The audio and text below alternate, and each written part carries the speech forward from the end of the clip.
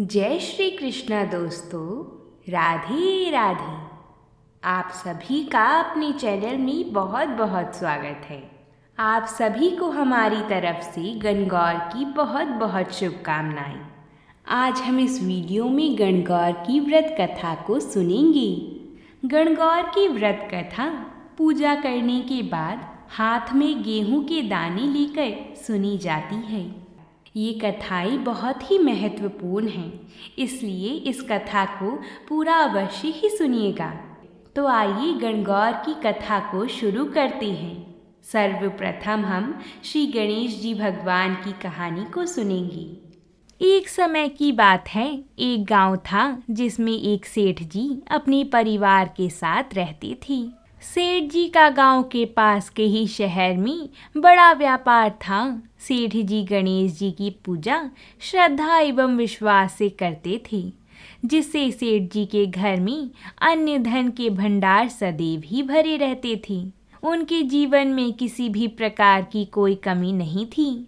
नित्य प्रतिदिन नियम अनुसार रोज वो नदी पर नहाने जाते और आकर गणेश जी की पूजा करते थे, उन्हें भोग लगाते और फिर स्वयं भोजन करते थे। यह बात सेठानी जी को अच्छी नहीं लगती थी। वो धार्मिक नहीं थी और ईश्वर में इतना विश्वास नहीं रखती थी। एक बार सेठानी जी ने सोचा कि यह इतना गणेश जी को मानते हैं, गणेश जी की पूजा करते हैं, इससे होता क्या है, आज तो देखती हूँ वो कैसे गणेश जी की पूजा करते हैं। अगले दिन जब सेठ जी नदी पर नहाने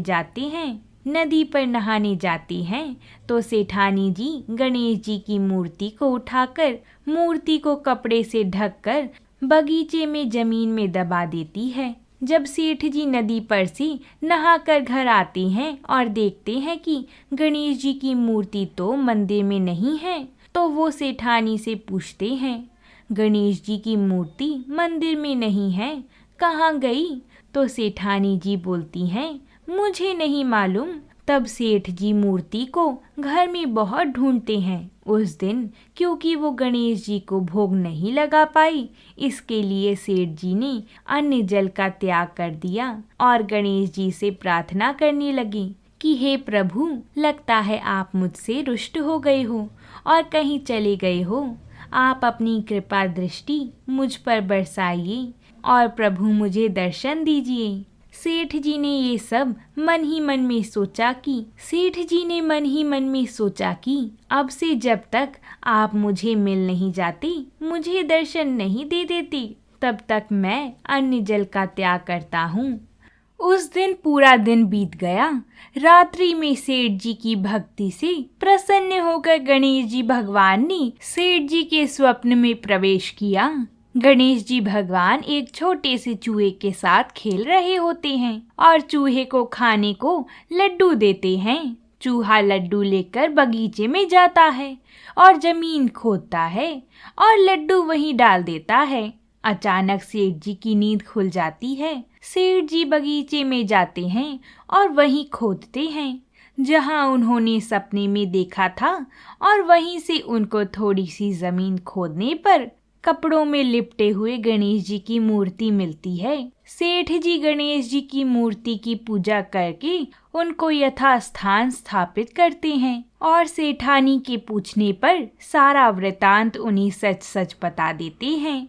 बात जानकर सेठानी जी को आश्चर्य होता है और सेठानी जी मन ही मन में श्रद्धा एवं विश्वास से गणेश जी भगवान की भक्त बन जाती हैं और सेठ जी से कहती हैं कि मुझसे बड़ा भारी अपराध हो गया है। अब हम दोनों पति पत्नी प्रेम सहित गणेश जी भगवान की आराधना करेंगे एवं उनकी पूजा में कभी कोई कमी नहीं आने देंगे।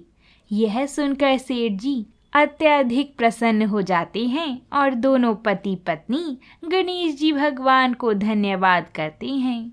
बोलिए भगवान गणेश जी महाराज की जय हो। हे गणेश जी महाराज, जिस प्रकार सेठ जी पर अपनी कृपा करी, उसी प्रकार हमारी भी सभी मनोकामना और हमारे घर को भी सदा सुखमय बनाए रखना। बोलिए गणेश जी भगवान की जय हो। गणगौर की तीसरी कथा के अनुसार राजा राज्य करता था।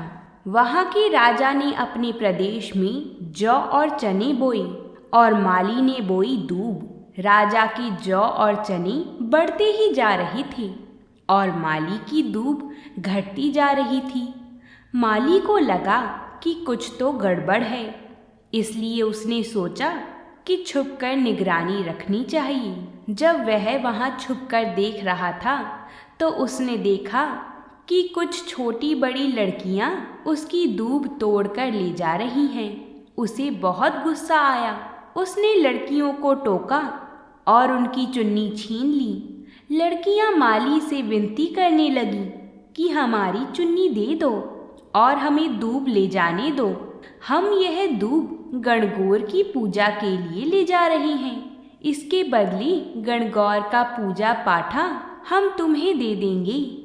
यह सब बात सुनकर माली ने उन्हें दूब ले जाने दी।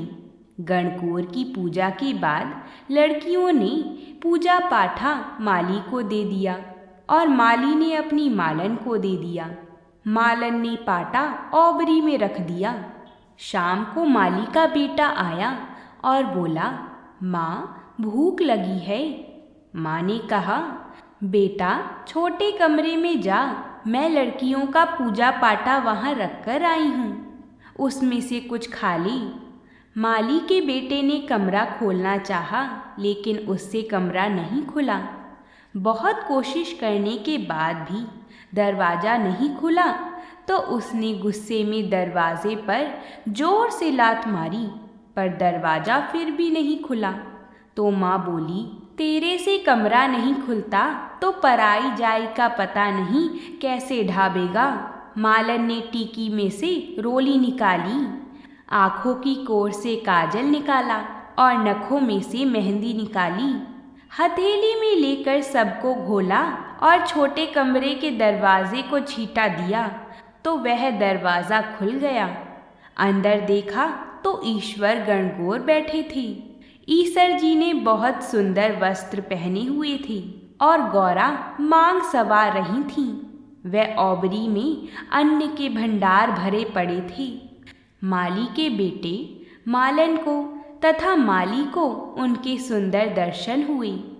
हे गणगौर माता, जिस प्रकार माली के परिवार को आपने दर्शन दिए, उसी प्रकार सबको दर्शन देना और ईसर जी जैसा भाग और गौर जैसा सुहाग सबको देना। कहानी कहने वाले को, हुंकार भरने वाले को सबको देना और सबको अमर सुहाग का आशीर्वाद देना।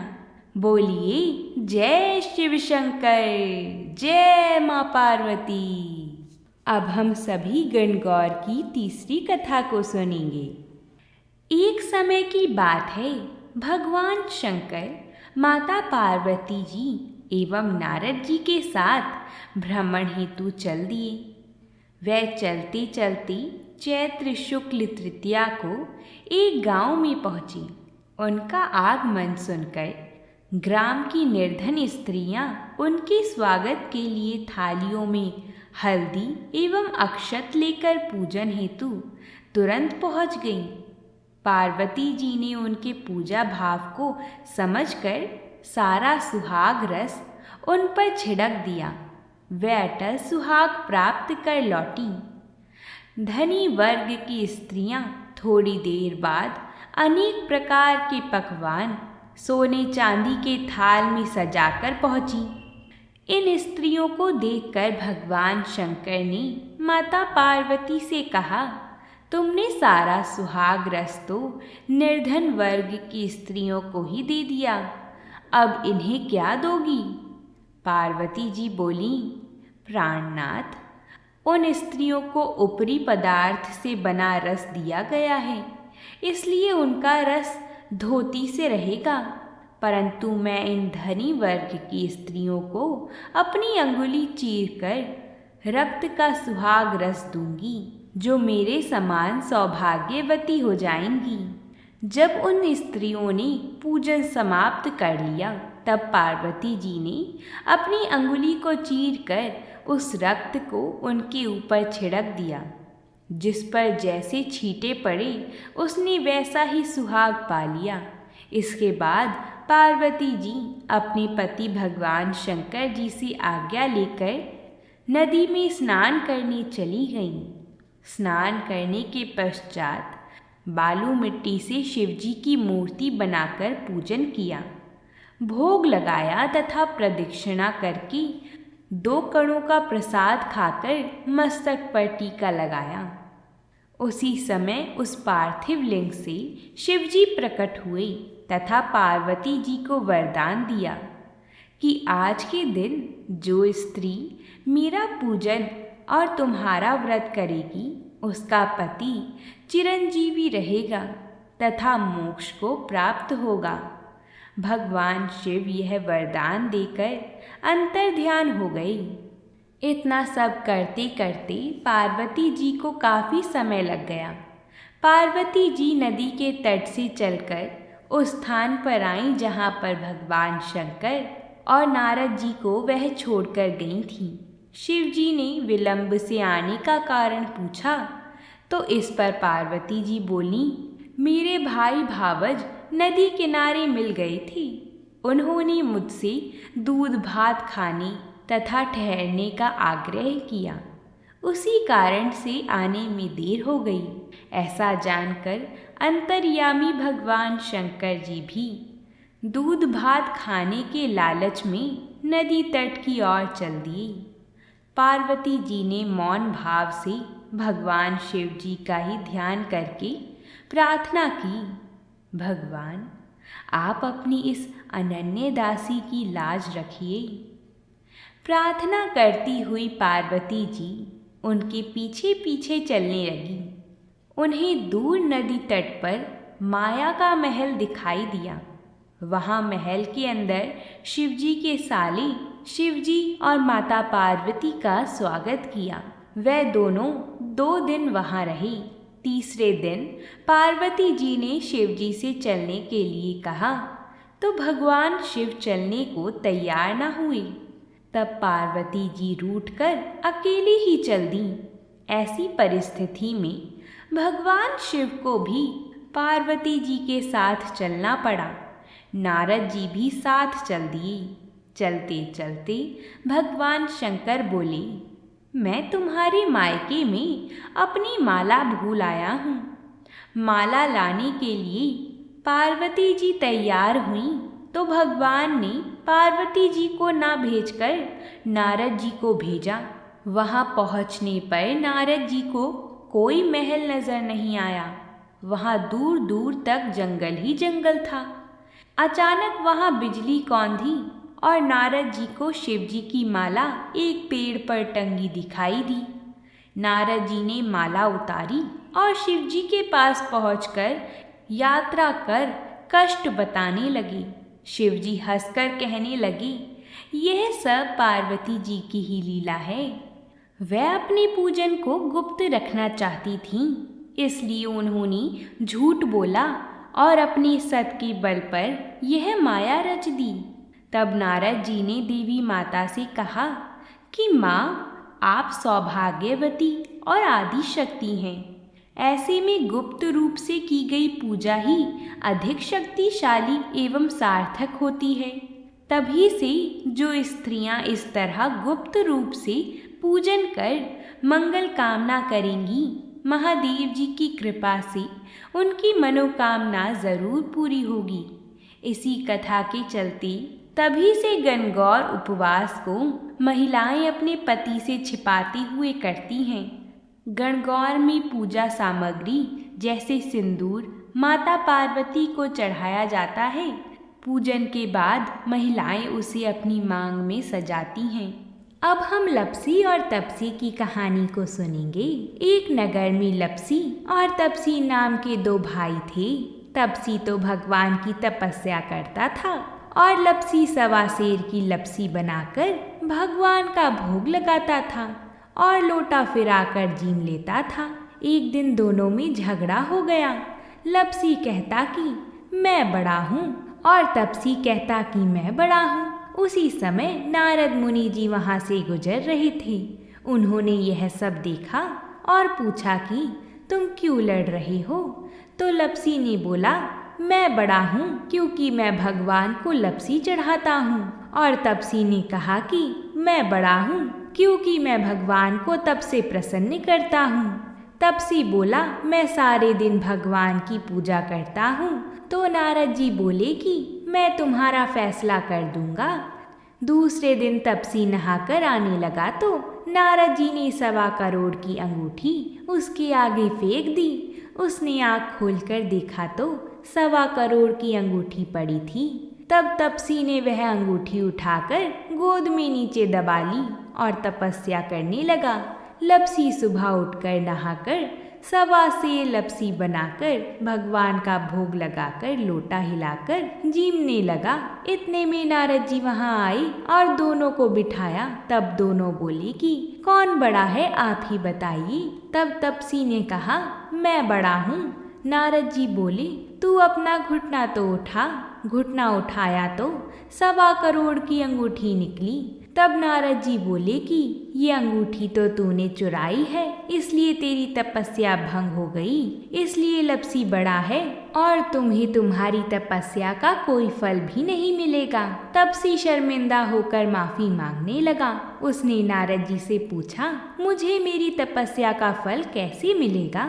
नारद जी ने कहा, यदि कोई गाय और कुत्ते को रोटी नहीं बनाएगा तो फल तुझे मिलेगा। यदि कोई ब्राह्मण को भोजन करवाकर दक्षिणा नहीं देगा तो फल तुझे मिलेगा। यदि कोई साड़ी के साथ ब्लाउज नहीं देगा तो फल तुझे मिलेगा। यदि कोई दिए से दिया जलाएगा तो फल तुझे मिलेगा। यदि कोई सारी कहानी सुनी लेकिन तुम्हारी कहानी नहीं सुनी तो फल तुझे मिलेगा। उसी दिन से हर व्रत कहानी के साथ लपसी और तपसी की कहानी भी सुनी और कही जाती है। तो बोलिए भगवान श्री हरि की जय। आइए अब हम सभी अमर सुहाग की कथा को सुनते हैं और इन सभी कथाओं को पूर्ण करते हैं। एक नगर में एक ब्राह्मण और ब्राह्मणी रहते थे। उनके 5 बेटियां थीं। 5 बेटियां विधि विधान से देवाधिदेव महादेव और माता पार्वती का विधि पूर्वक पूजन करा करती थीं। अमर सुहाग की कहानी को सुना करती थीं। पूजा के समय चारों बेटियां दीपक जलाती तो पूजा पूर्ण होने तक जलता रहता, परंतु 5वीं बेटी का दीपक कहानी सुनने से पहले ही बढ़ जाता। यह देखकर 5वीं बेटी को चिंता होने लगी। सभी बहनों का दीपक तो जलता है, मेरा दीपक क्यों बढ़ जाता है? एक दिन 5वीं बेटी ने घर जाकर माँ को सारी बात बताई। तब माँ ने कहा, बेटा इसमें चिंता की कोई बात नहीं है, कल से तू दीपक में घी अधिक डाल देना। बेटी ऐसा करने लगी। कुछ समय पश्चात ब्राह्मण ने 5 बेटियों का विवाह कर दिया। चारों बेटियों के घर में अन्न धन के भंडार भरे थे, परंतु 5वीं बेटी की आर्थिक स्थिति थोड़ी कमजोर थी। उसका पति जंगल से लकड़ी काट कर लाता और उसी से उनका गुजर बसर होता, परंतु 5वीं बेटी संतोषी व बहुत समझदार थी, कभी किसी से शिकायत नहीं करती थी। विवाह के बाद भी महादेव और माता पार्वती का पूजन किया करती थी। एक दिन उसका पति कम लकड़ियां लेकर आया तो उसने पूछा, क्या हुआ जी, आज लकड़ी कम लाए हो? तो पति ने कहा, आज मेरी तबीयत खराब है, मुझे बुखार है। दूसरे दिन लड़की ने पति से कहा, आज आपकी तबीयत ठीक नहीं है, आज मैं भी आपके साथ चलूंगी। उसने सास ससुर से आज्ञा लेकर पति के साथ चल पड़ी। जंगल में पति की तबीयत खराब हो गई और साथ ही उसी समय उसकी मृत्यु हो गई। लड़की जंगल में अकेली थी, कोई मदद के लिए भी नहीं था। पति का सिर गोद में रखकर विलाप करने लगी। रोते रोते भगवान शिवजी और माता पार्वती को पुकारने लगी, हे महादेव, हे माँ पार्वती, मैंने सदैव आपका ध्यान और पूजन किया है, आपके सिवा मेरा कोई नहीं है। मैं घर जाकर अपने बूढ़े सास ससुर को क्या कहूँगी? लड़की का विलाप और सच्ची भक्ति देखकर माँ पार्वती ने कहा, हे प्राणनाथ, इस निर्जन जंगल में हमें कौन पुकार रहा है? हमें उसकी रक्षा करनी चाहिए। माँ पार्वती उस जंगल में गईं और उस लड़की से पूछा, क्या हुआ बेटी, तुम क्यों रो रही हो? तब लड़की ने सारी बात बताई और भगवान महादेव और माता पार्वती के चरण पकड़ लिए और विनती करने लगी। भगवान शिव जी और माता पार्वती ने उसकी पूजा से प्रसन्न होकर उसके पति को जीवन दान दिया और आशीर्वाद दिया कि जो कोई भी सुहागन स्त्री श्रद्धा और भक्ति से अमर सुहाग की कथा को सुनेगी व पूजन करेगी, वह सदैव अखंड सौभाग्यवती रहेगी।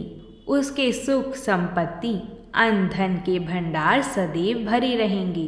बोलिए भगवान महादेव की जय, बोलिए माता पार्वती की जय।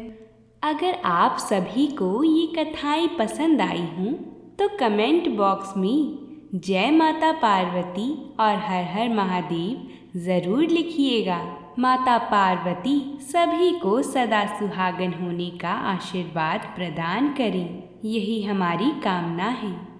वीडियो को लाइक और चैनल को सब्सक्राइब ज़रूर करें। साथ ही इस वीडियो को अपने परिवारजनों के साथ शेयर ज़रूर करें। हम आप सभी के लिए ऐसी ही व्रतों से जुड़ी कथाएं लाते रहते हैं, इसलिए हमारे चैनल को भी सब्सक्राइब ज़रूर करें। तो प्रेम से बोलिए पार्वती पते हर हर महादेव।